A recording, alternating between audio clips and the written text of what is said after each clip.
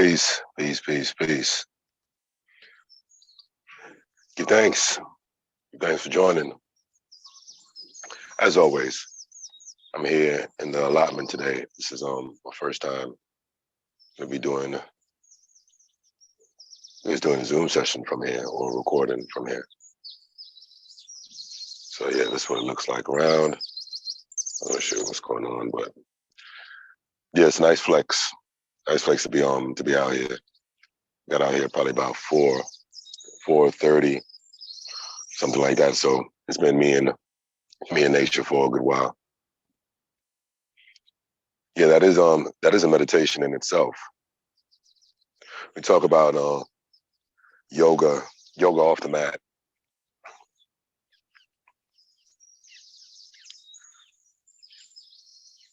At first, when I heard that, it was a hashtag. It was a hashtag that I seen, yoga off the mat, and it was Leslie Kaminoff that kept on, I guess, really pushing that particular hashtag, and a good amount of his posts was around that at the time, and I didn't understand it. That was a few years ago now. Leslie Kaminoff is the one that wrote the Yoga Anatomy book. Hopefully you have that. It's a brilliant book. I'm not one to just be pushing out and recommending a whole bunch of different yoga books because a lot of the stuff on yoga is bullshit. But as far as that Yoga Anatomy book, it's well written, detailed. The illustrations are spot on. Him and Amy, don't remember her last name, but he wrote it with another yoga authority. I'll definitely say that they're an authority of yoga because of all the work that they put in, for decades on a high quality level. So check them out if you haven't. But anyway, what he's calling yoga off the mat. That's what it really is. Like, it's such a love-hate relationship that I have with yoga in itself, because yoga is not meant to be what we're doing, right? It's not meant to be just this constant need to chase poses, to bend your body in a particular way, to see who has the newest mat, or see who has, see who could stay in the pose longest, or who looks most elegant because of their physical attributes and their pose. All that is just like horse shit, or how many sun salutations you could do. And, this is, yeah, obviously it's ego and just the capitalization and commercializing of anything from the East, really, that is considered more sacred and more mystic. See it going on with yoga. It's happening with Kemetic yoga as well. It's just it's a trendy thing, and it's like, yeah. But that's not what that's about, really and truly. And let me just say, I'm not here to say what yoga is and what yoga isn't. You know what I mean? I'm definitely a trailblazer, and I continue to evolve and see how it makes sense for the life that I'm living. Do you know what I mean? Yoga is a tool for me, a tool to, a tool of freedom, We could talk about the freedom from the misery and the suffering of the life and all that. Yeah, but what if I'm not miserable and I'm not suffering? You know what I mean? Right now, yoga for me, like, it's a tool that's guiding me. It's an experiential tool that's guiding me closer towards my happiness. Like, it's a happiness compass. You know what I mean? It checks me. You know what I mean? It allows me to navigate a particular way, even on my moral compass level, right? So yoga off the mat is how you integrate these different teachings, these different, not teaching, but how you integrate these different disciplines, these mental disciplines, right? And navigate away towards back to your own oneness, to your own divinity. Do you know what I mean? To becoming whole, right? Because I know we throw around the word divinity and oneness and get into the creator and like maybe at one particular time, yeah, but I'm not there with it. I am the creator. You know what I mean? I am that oneness that I'm searching for, that I am seeking. We live in a place and time where let's be real. The objective here is to get you as far away from yourself as they possibly can. That's what it is. Whether it's stripping you of your natural way of life, stripping and forcing a religion on you, forcing these boxes and identity and classifications on you. And this has nothing to do with you, really. They trying to rip you apart, you know what I mean? It's the Asarian story, on many levels, Yeah, Asar chopped up into many pieces and spread up across the diaspora. That's what is continuously happening with self. You know what I mean? We're constantly broken up into pieces and just scattered. Those pieces are just scattered all around. And, through that, as we say, through that unconditional love. Now, this is me just using the mysteries, the Kemetic mysteries, as a metaphor of what I'm talking about now. So through that unconditional love, or that Aset, going to find the Asar and bring his body back together, put these pieces back together. This is like you, doing your shadow work, going into all the dark healing places, and you integrating all those parts and aspects of self that you have hidden, you have separated, that society has forced you to conform to be, parents,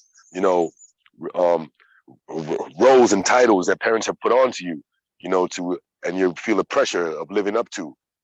It's all of those things, right?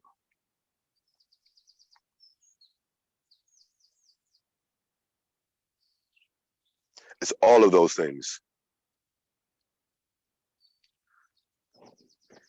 But yoga has been something to guide me back.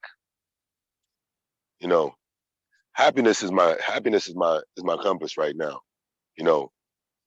After all these, what I mean, we're damn, we're gonna go on. Yeah, I'm gonna start to hit two decades on studying a lot of this Kemetic stuff. And am I heavy with it now? I know everybody sees me on that, like, oh yeah, this is him. I saw someone the other day tagging me on some stuff. Oh, I'm not a follower of Kemetic yoga, but you should check out SEMATAWI and some other various names, right? And I'm not a follower of Kemetic yoga, like, you know what I mean? Just because people get it confused because they see me. Yep, I teach that, I initiate people in that, and I have a Kemetic name. But I'm very different when it comes to it. I'm on my, I don't know, 17th, 18th year, studying this stuff. So I want to look at it very different. And you know what? It's all the same shit. It's all the same shit. You just connect with whatever path, whatever school that you resonate with. Because even if I'm talking about Kemetic, Kemetic trinities, you know what I mean? And then we leave that, and then I go into Christianity, Christian trinities, and then I go into, different stuff on Hinduism. It's all the same energies, just different names, certain attributes overlap on particular deities, but it's the same shit. It's like, we love stories. And let's not get caught up, I'll go into that. But Kemetic yoga is just another story for you to gravitate towards, right? But yoga off the mat, you know how I go. I know I go here, but I always come back to it. Yoga off the mat is really the yoga that we should be dealing with, or the yoga that makes sense to me now. whatever yoga is and yoga has become, this series of postures and and infinite breath techniques and mantras and singing bowls and people dancing around with their flutes and opening their third eye and their first eye and putting chakra paint on their body.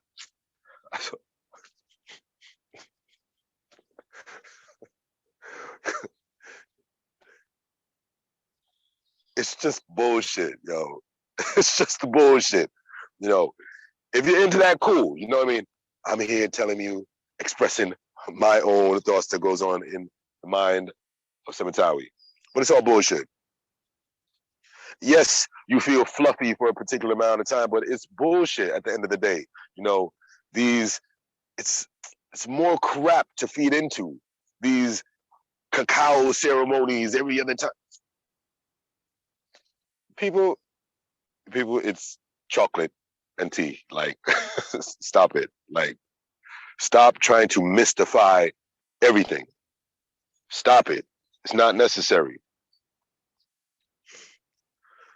So yes, was I on it? Like my postures, my study, my breath work.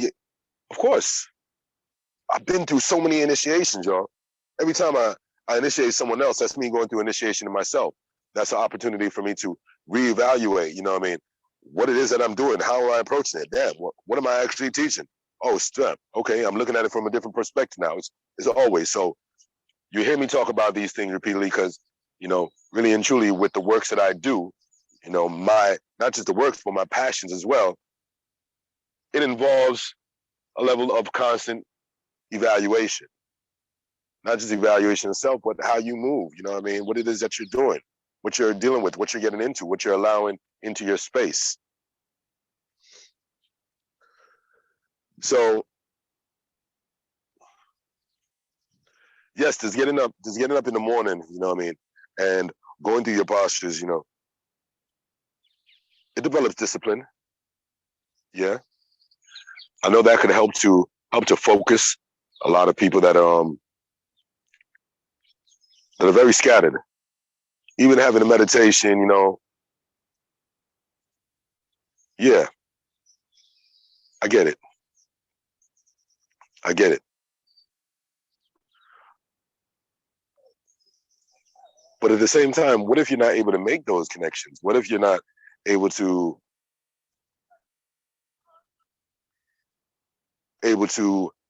utilize the benefits from your practices and allow them to carry over into other things that you do?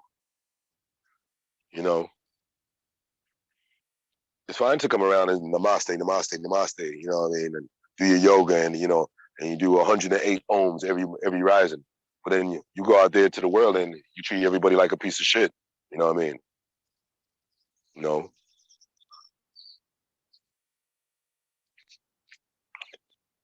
So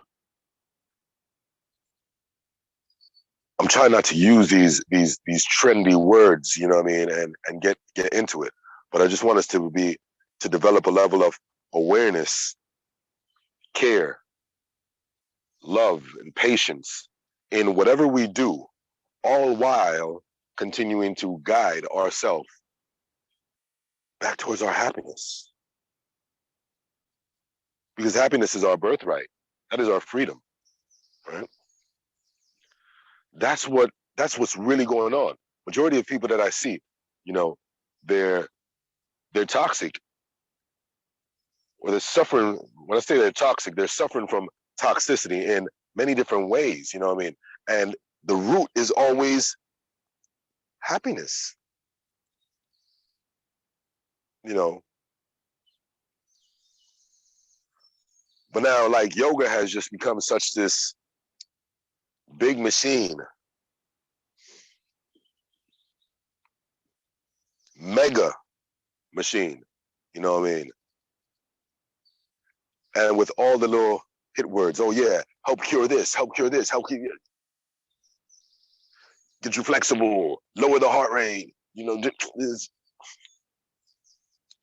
Like a lot of these benefits that they classify, that they put with yoga, and what yoga could do is like, it's just horseshit. Like, it needs to be redone. You know, needs to be redone completely. Because the real work that I end up doing with people is when we have sessions like this, when we're able to sit down and we're able to talk, and I could really get a feel of them. They let me know about their day-to-day routines and rituals. You know what I mean? I take note of those things. You know, consumption on many different ways. What are they hearing? You know, what are they doing? What are they saying? What are they eating? Who are they around?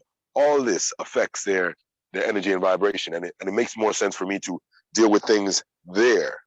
You know, even though they might come to me saying, "Oh yeah, I want to do this yoga because I heard that this pose is going to do this for me, and this pose is going to." I still have to package it up and give them some of that, but I have to give them this. Is this heart-to-heart talk? You know what I mean?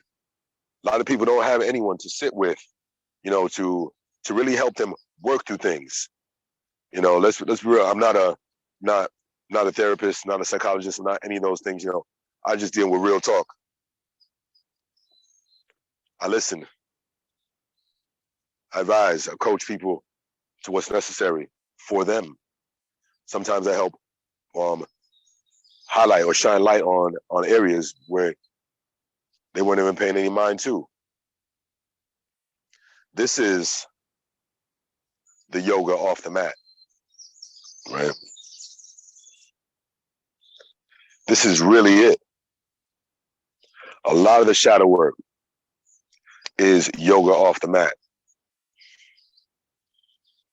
And it involves repeatedly going back into these spaces till you develop an understanding, till you accept, till you free yourself from it, till you rewrite that particular truth, redefine something that's happened in your life. Set yourself free. This is still freeing.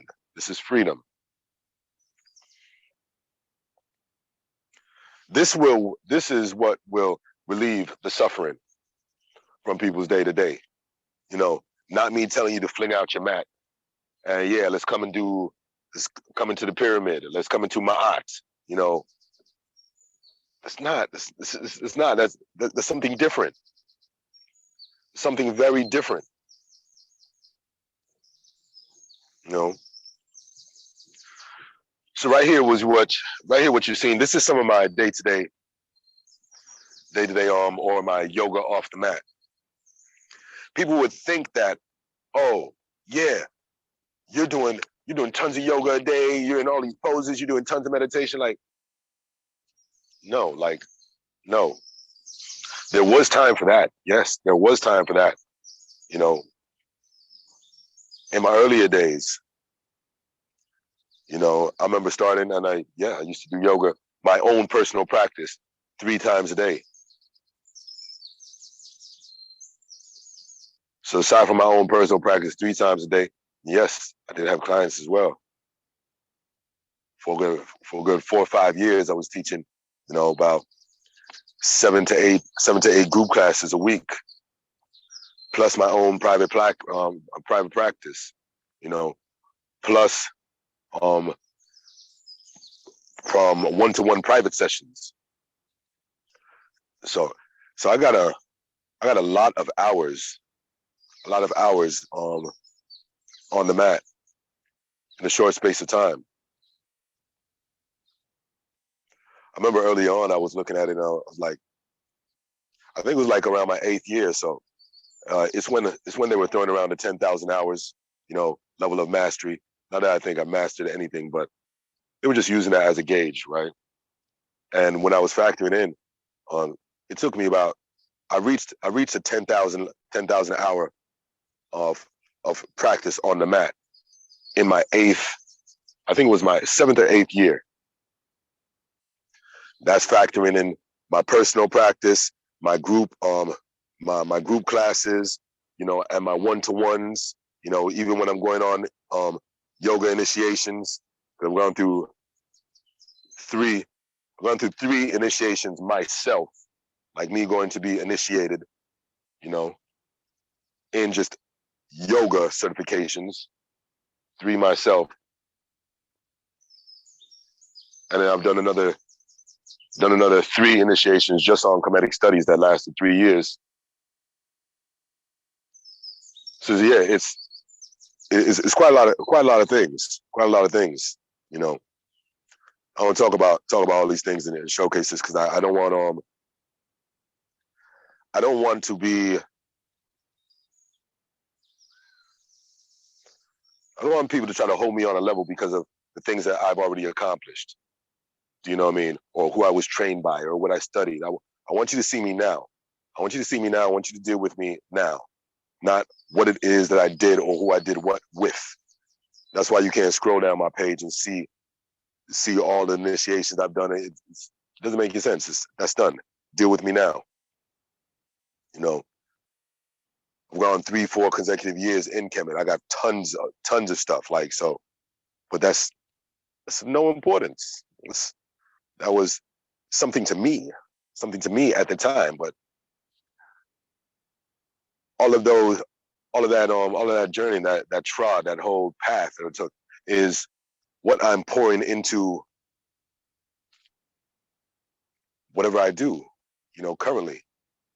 This is my currencies, you know what I mean?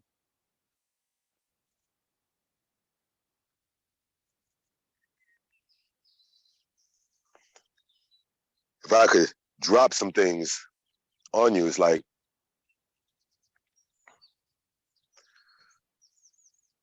you know, ultimately, you know what needs to happen for you to feel better about whatever it is. You know,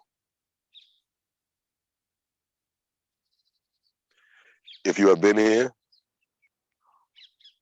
on with me, with the tribe, I'm sure you do have a better understanding. So it's up to you to do. These sessions that we have, it's I know it's great motivation, it's great guidance, but there's still additional work for you to do that I can't motivate you to do. Please don't think that it's just about guiding you into poses. You know, it's more so us creating that space or being in that laboratory of evolution. This is what I'm about. Because a lot of times we don't have that lab, right? Or we can't talk about particular things with people that we hold close to us. And why do we hold them close to it? Why are they so close to us if we can't talk about particular things?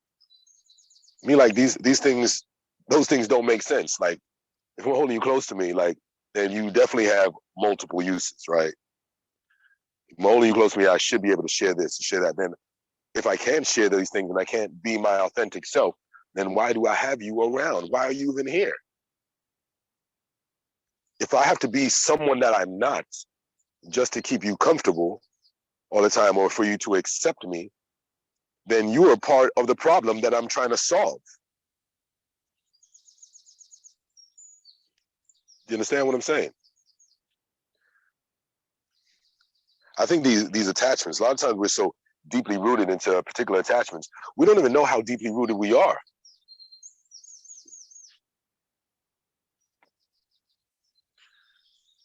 I don't feel that I'm any different from anyone else when it comes to attachments and understanding things. But you know, maybe I'm further down the line and seeing a bigger picture. Because this particular mindset that I have is not something that I've just developed. It's not something that yoga gave to me. This is really essentially my core being. This is who I've been forever. You know, as a young you, as a teen, this is who I've been. So it's not even fair to say, oh yeah, you just started thinking like that. Oh yeah, I'm woke now. Like, no.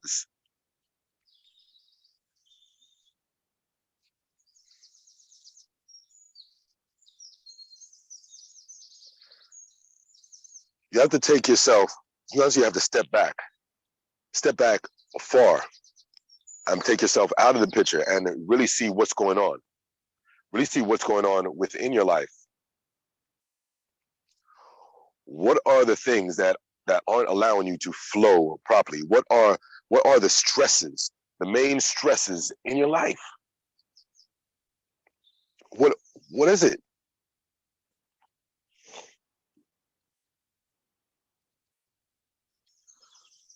Coming over here,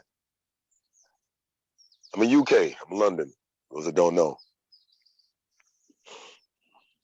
Coming over here, yeah, it's a whirlwind. It's still a whirlwind, you know what I mean? It's a completely different way of life. And so it's like when I got over here, even till right now, only in the last few years it's been opening up. It's just been work. And that's how I really treated it. Like, you know, this is just a place to work. You know, it was always strange to me, like,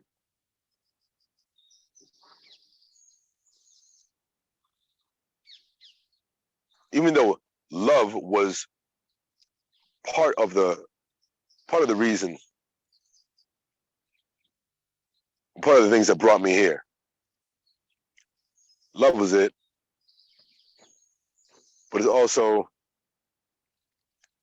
just my adventurous nature, really and truly. I like to build and create and go to somewhere new and start fresh. I like to, yeah. These things make me feel alive. I don't like staying in one particular place and just like, it's like that's no challenge for me. That's not stimulating. You know what I mean? It's like a child being in the class and the child is too smart for the class, for what they're teaching in the class. You know what I mean? So just not stimulated by what's going on. So that's what was going on in the States for me, really and truly. So that type of feeling, along with meeting the mother of my children in Kemet, ended up bringing me over here. And no, it wasn't just because of the love or just for her. No, because I really had a lot going good or great in the States. So I knew that coming over here was going to be a challenge. It's a challenge that I wanted to do, completely unknown, completely realm of the unknown.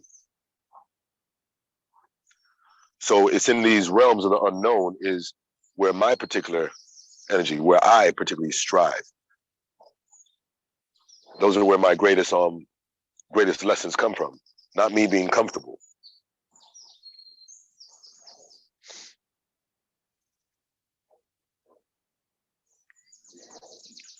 So coming over here, it took a lot of adjusting, and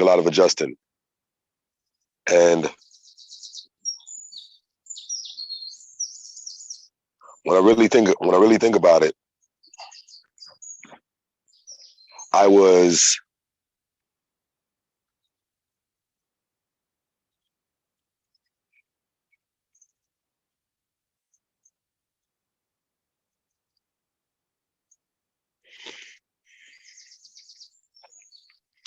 caught in the loop. I was caught in my own loop, continuing to live a particular reality that I wanted to manifest that I no longer cared for. If that makes sense. I know that was a mouthful. But I mean, it was like,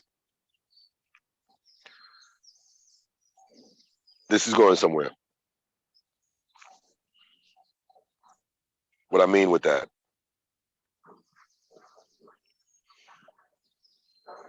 there was a lot going on.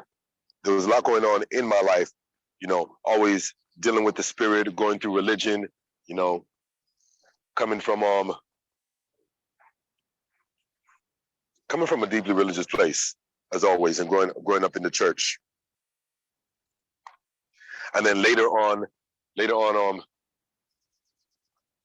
going deeper into knowledge of self, because I was always raised with knowledge of self. I always knew who I was. My father did have these particular talks with me, from early on out.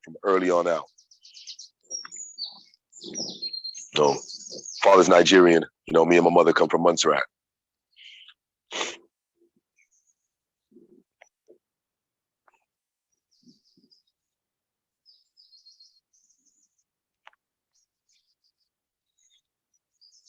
So getting into that knowledge of self and like trying to understand who the hell am I? Who the hell am I in this world, right? At that time, who am I in this white man's world? I know what I deal with. I know the shit I constantly face. I know how many times I've got in trouble with the cops. A lot of the times it wasn't, I didn't ask for it. I was just targeted. And other times I did.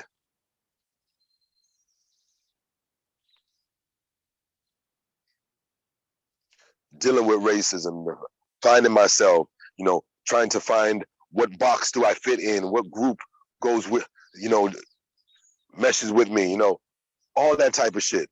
All that type of shit I was going through. So now when I end up taking my trips to Kemet and I end up finding someone that I connect with, I was like, okay, cool. So, oh, this is perfect. It doesn't get any better than this. Met this Empress in Kemet. She's on them heights, or so it seemed, because you never know what someone is on, really and truly. You just, they could give you anything from face value, So that's what I thought. And I was like, all right, this is great. This makes sense. Because even though I was raised like embracing all, I got into a particular school of thought that it was like, okay, no, black should stay with black, white should stay with white, and I saw that as, I knew I wanted to have children, but I was like, I didn't want to have, in my head at that time, being at whatever, 21, 22, or no, sorry, like maybe 23-year-old, 24-year-old, I was thinking, hey, you know what? Even though I full joy women in their entirety, white, red, black, blue, I don't really give a shit. I just love women, right? I felt that I knew I wanted to have children, so I needed a black woman. I didn't want to get into all the different issues of, different issues of culture and different things. I was like, yo, let's just keep it easy. Because in my head I was like, nah, that's the best way to go forward, and everything is already lined up. So it makes sense. It makes sense. There won't be any conflicts, right? But yeah, lo and behold, there was tons of conflicts, and once again, you're dealing with the face value. Like it's always deeper than that. And I got caught up chasing a particular identity. I stayed in the relationship longer than I should because it looked right. On paper, it seemed right.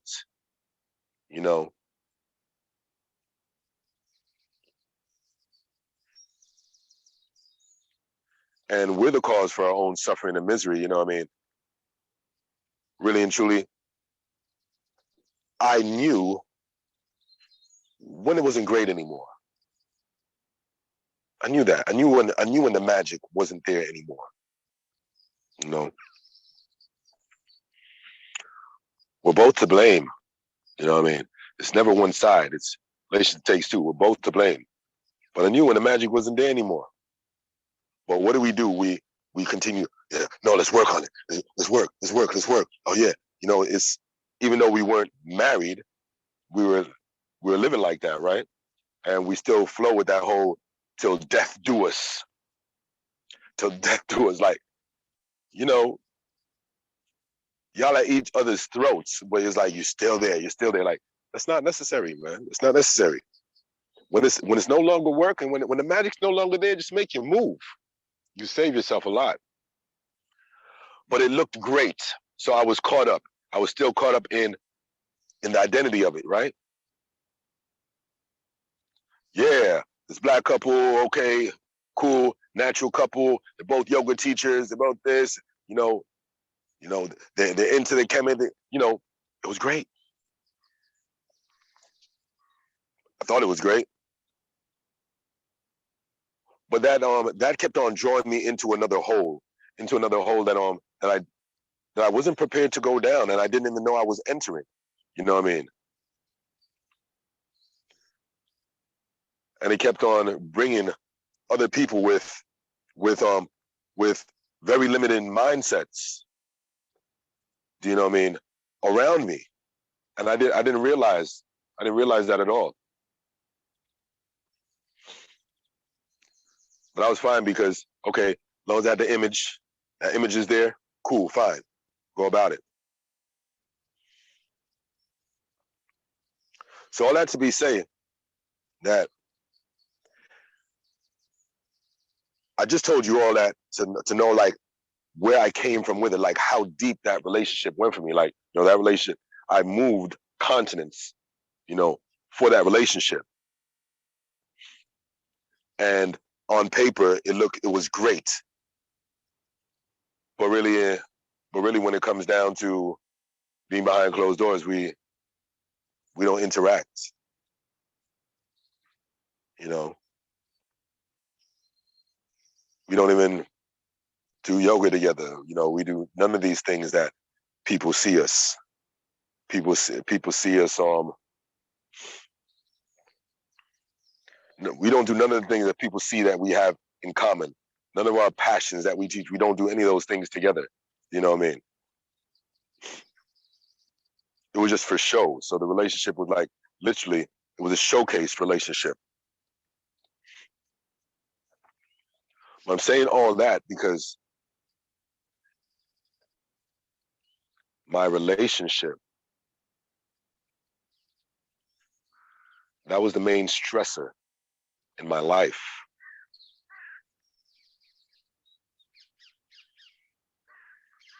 This has nothing to do with my children. It's my relationship with my partner at the time. Once again, this is in hindsight. We could have saved each other a lot of unnecessary drama and heartache from going separate ways way earlier. But we draw it out. We keep drawing it out because of love, because of comfort, you know, not wanting to be alone, or you just, the children coming later on, you know, you get caught up. You just get caught up and you lose track of your own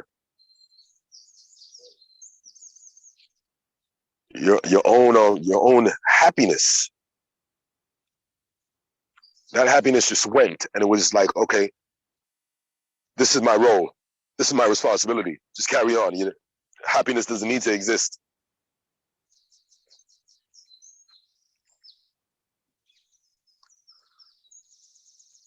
So it was very hard to think that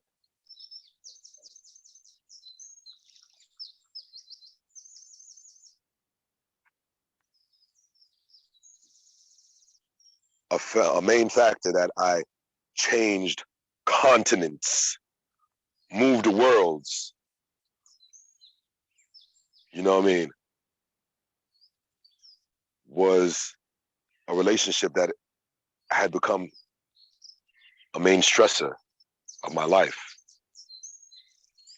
And that's why it went on for so many years unseen, because that's something deep, that no one wants to look at. you know.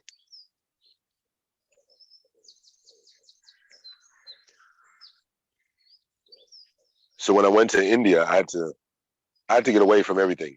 Like I said, if you're so close in everything that's going on, it's hard to make sense of it. Sometimes you have to remove yourself from the picture. You have to take a step back so you have a bigger perspective of it. So I went to India, and knowing me, I can never just relax, right? Makes sense. Yoga teacher can never relax.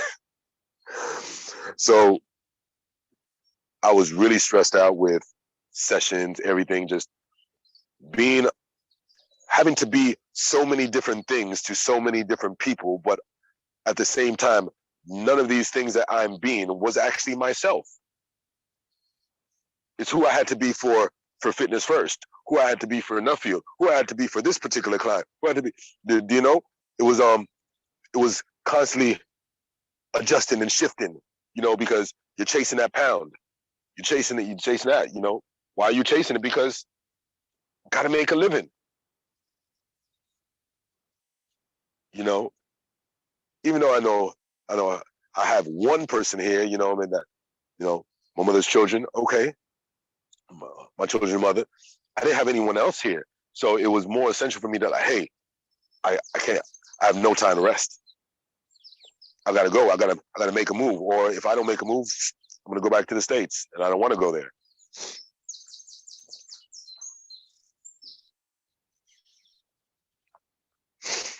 So there's no time to rest on it.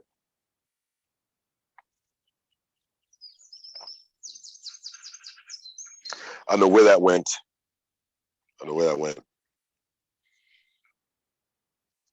Oh yeah, here we go. So I was tired of being so many different things for so many different people. You know, I lost, I lost sense of self altogether.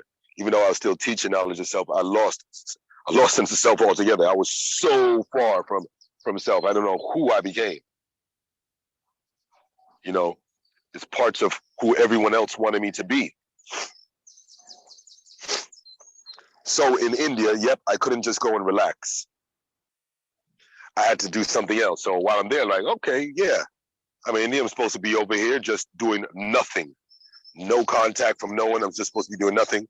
Nah, fuck it. Let me go ahead and squeeze an initiation in.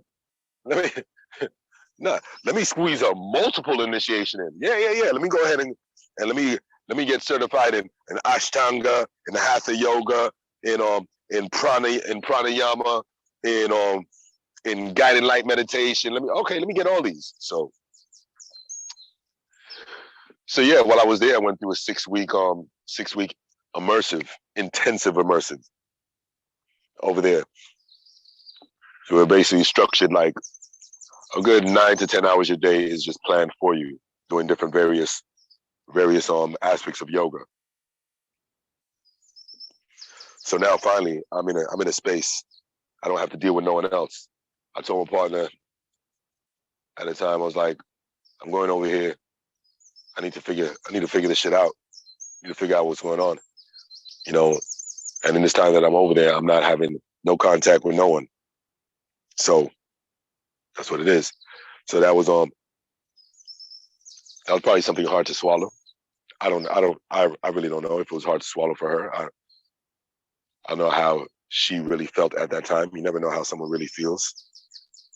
But that wasn't of importance to me. It wasn't important that to me at the time that I wasn't gonna have contact with my children. I didn't care. I knew that I had to do this for myself. Doing this for myself is gonna make me a better person for my children at the end of the day.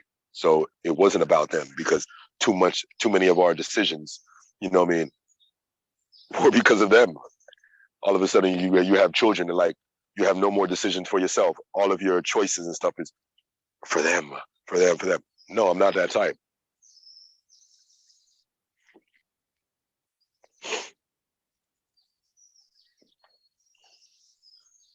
So having long periods of just going into the mind, and like pulling things apart and getting into root causes and why do I feel like this or why don't I feel like this and like and weeks going by and then just sitting by the Ganges and just reflecting like, damn, okay, looking at my journal, seeing my writing, seeing how I felt when I first got there, seeing how I felt now, 4 weeks later.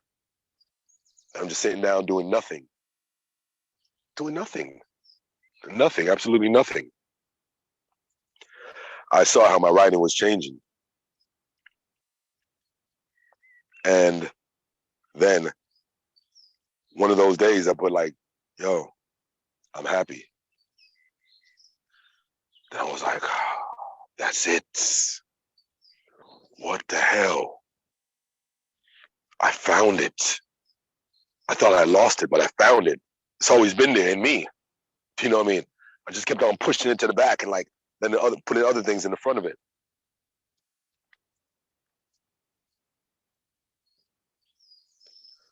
So I was like, how is it? Then I started to trip out because I was like, what the fuck is wrong with me? I was like, how can I be happy? How can I say that I'm happy when I'm away from all the things that I love, or the people that I think I love or thought I loved? I'm away from all of this. How can I be happy? What is wrong with me? Like, nah, you're crazy. Nah, you're crazy. How could you be happy having no contact and being away from the mother of your children that you just married like a year and a half ago?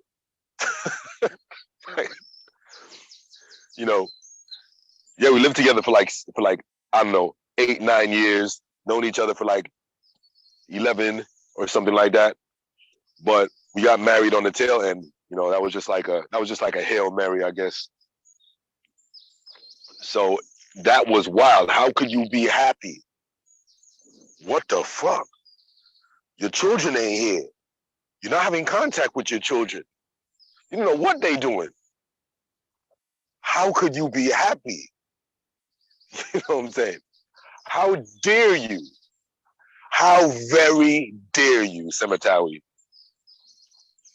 You motherfucker. You're happy now. Huh? Huh? All this shit you've been creating, all the shit you've been causing and stirring up. You're happy now with nobody else around, just your fucking self. Whoa. So, right there, I was like, nah, I'm cool with that.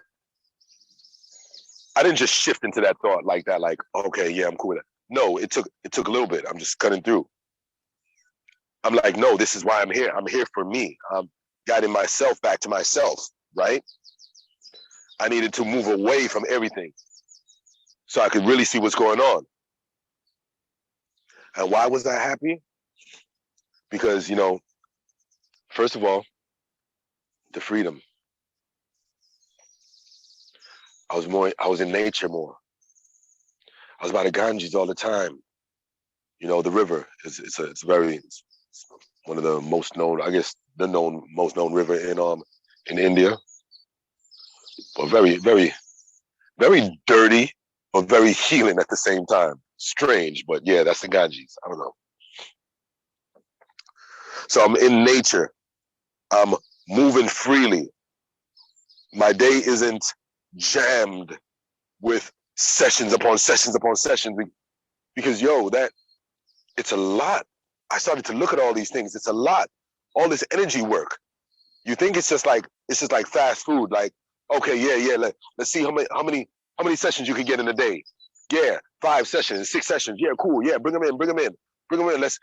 Let's keep getting sessions. So we keep money in the bank.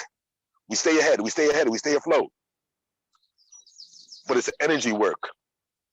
I'm not here fucking flipping burgers, at a drive-through for McDonald's. Like, yeah, come through. No, it's energy work. So whether you know it or not, like, these things are affecting you, your own space. So I was like, oh shit, okay, this healing work is different. Okay. I'm taking notes of all this. What am I doing in my day? Oh, guess what I'm doing in my day? I'm not doing the same thing day in, day out, like a damn robot. No, because my spirit doesn't like that. No, I am doing what I'm passionate about in that moment. You know how people get this label and they're like, okay, well, yeah, that's what you are. You're a teacher. Okay, yeah, okay, yeah, I'm a teacher now. That's what I've trained for. I'm a teacher. Okay, yeah, I'm going to school. I'm going to school and I'm teaching children. That's what I'm doing. That's my career now. That's what I'm going to do. That's what I've been doing the last 35 years, 40 years. That's what I'm going to do. That's when I'm going to retire. I'm a teacher. I'm a teacher. I'm a teacher. But it's like, you know, you get to a point where it's like, I don't really want to do this shit anymore. But I'm a teacher, so yeah, that's what I got to do. Like, no, you're not. And it really started to dawn on me, the whole I'm all, the infinite thing, you know. And I was like, it's the people that put these labels on you.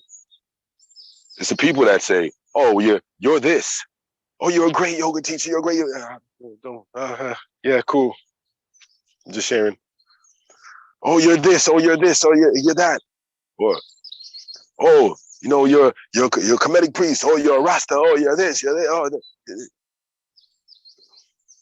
people put the shit onto you, and people put that shit onto you, and like, you know,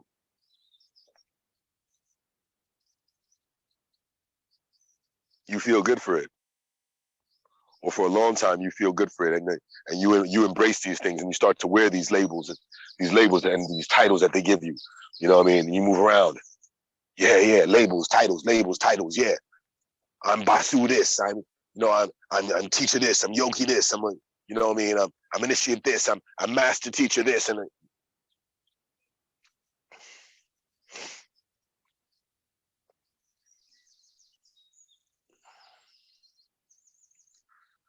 so looking at all these things and getting back to self, I was like, all right. I started to take note, because happiness does leave clues. You know what I mean? I wasn't dealing with, I wasn't looking for happiness in materialistic things. It was just my interactions, how I interact and what I choose to put my energy into. Do you know what I mean? That has to be a different level, different quality. That I need more substance. Do you know what I mean? I need more substance. When I was younger, okay, I got by with this, but you know, the more and more I do the works that I do, you know what I mean? It's like all the other bullshit just goes away. Like, even though I'm in this society, I'm really not of this society at all. So it's a weird paradox to be in. So I took notes. I took note of the feelings that I had. Whatever happiness looked like, I just knew that at that moment, you know, whatever 4 or 5 weeks in, that I was feeling great. I was feeling great. I loved myself. Whatever, all these things, I just fucking felt. I felt on top of the world. I'm in shitty India with trash all around, but I'm doing great things that I love with great people. You know what I mean? Spending loads of time with myself, and yeah, I took note of that. And then what I did when I got back, I said, I'm going to recreate the same thing that I was dealing with over there. I'm going to recreate that here for me, because that's what I need. Because I was before that, I was in a very dark place. I was in a very dark place, you know.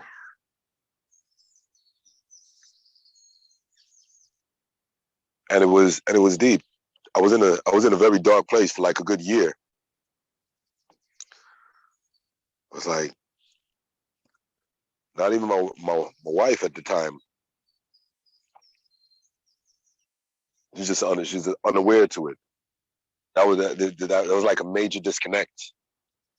Like, how could someone that you just married, like, you know, 6 months ago and been living with for all these years, be unaware of the darkest times in your life?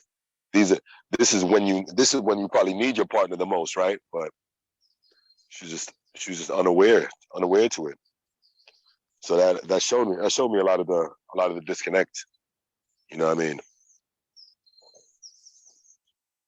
But these are hard truths that does shake up our whole world. Let's be real. You know, a lot of times we're in these relationships, or you know, and the relationship could be a particular issue. Like your relationship has just run its course. It's not that y'all are destructive or whatever. The relationship has just run its course. At the end of the day, I'm not here to say anything wrong about the relation that I had. You know what I mean? You know, they were all lessons. They're all lessons, but we need to know when things run its course. When the magic's no longer there, just carry on.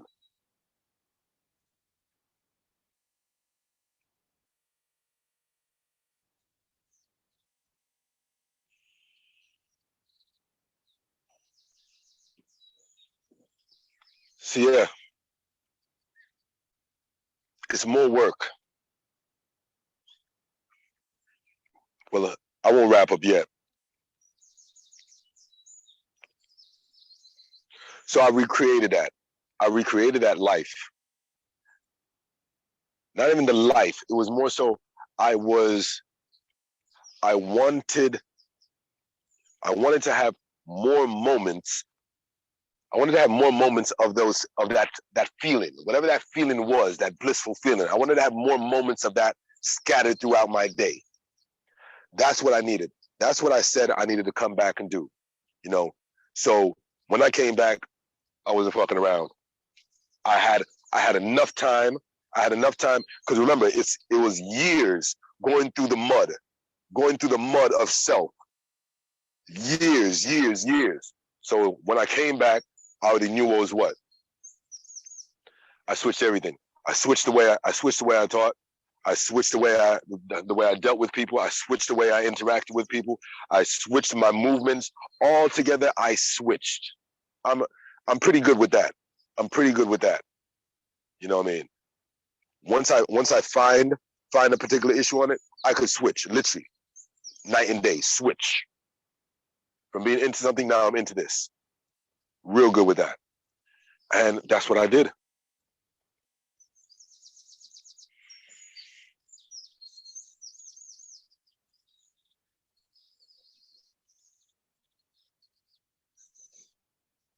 So yeah, my relationship was my biggest stressor, and it was the hardest thing to come to the hardest thing to come to terms with it because it was my she was also my first point of contact here in UK. So there was a lot of other things there that even the love even though the love withered away long before we got married. There was just other things that kept me that kept masquerading as love. I'll say that. Whether it's support, obligations,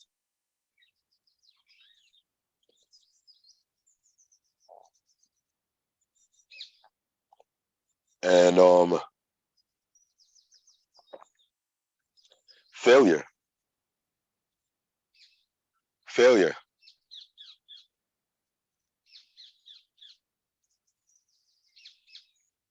Or wanting to succeed. I mean, yeah, wanting to succeed, not wanting to fail, kept me there long. Not wanting to fail at the relationship, not wanting to fail at a relationship that love no longer lived in. I don't like to be bad at anything. You know what I mean? So I will try my hardest to keep working through something, you know, even when it's like, yo, give it up, man, do your thing. I will try hard. And that was something that I had to let go as well. Sometimes I can't fix everything.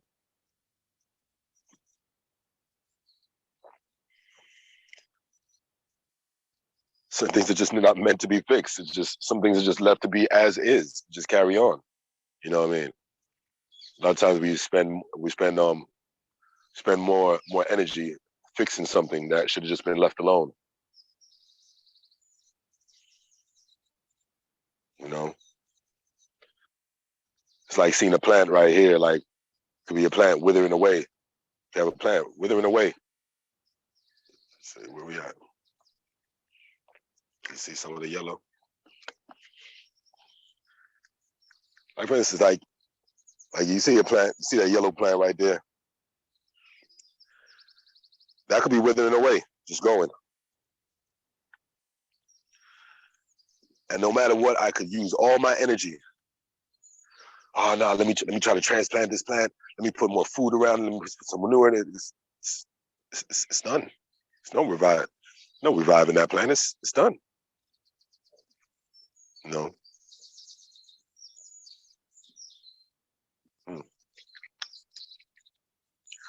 So I give you all of this because sometimes we don't really pick apart what needs to happen. You know, this is the yoga off the mat. Share what's going on in our mental faculties, right? And how we make sense of it in our day-to-day and integrate, and how it shapes who we are.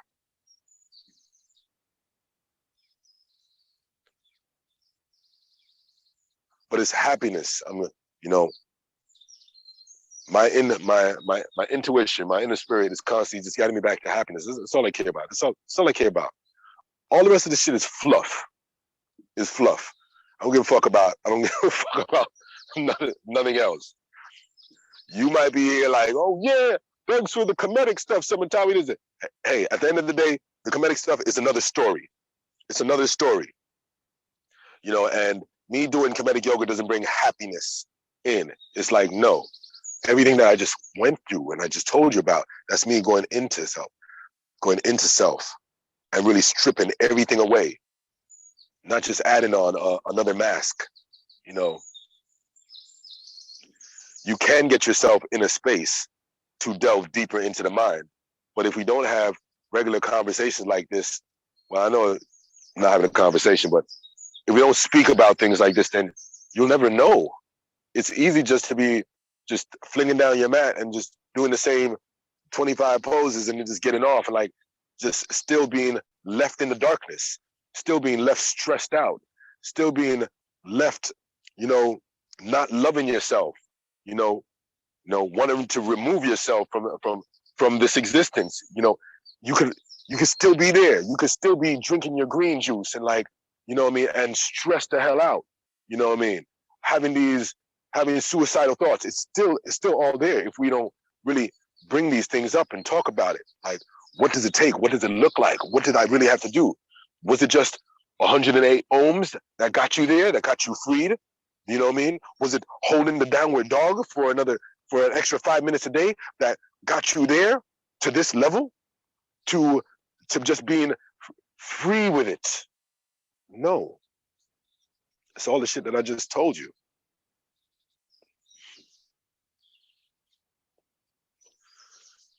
But yeah, this is my yoga off the mat.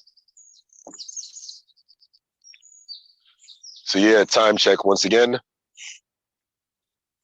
Like I said, I got here at 4:30. What time did it? 4:30 in the morning. I woke up at 4 a.m. So you see what my meditation is. I didn't sit down and do a whole bunch of chanting, like, you know what I mean? I packed my bag, saw the things that I needed, knew I was gonna do this over here, and I came here. This is my meditation for me, building. And it's what's to construct from here, This is the essence of life, this is survival. When I'm talking about building shelter and talking about growing food, this is what we're humans. This is what we do. Like, did we forget? No matter where we are from the beginning of time, that's what we did. We moved to some place. What's the first thing we do? Okay, shit, we need a shelter. Set up a shelter. Let's grow food. That's what I'm. That's what I'm dealing with. That's what I'm dealing with. So yeah, find your happiness. Find it. It's in you already. It's just tucked away. Tucked away. You got to delve in.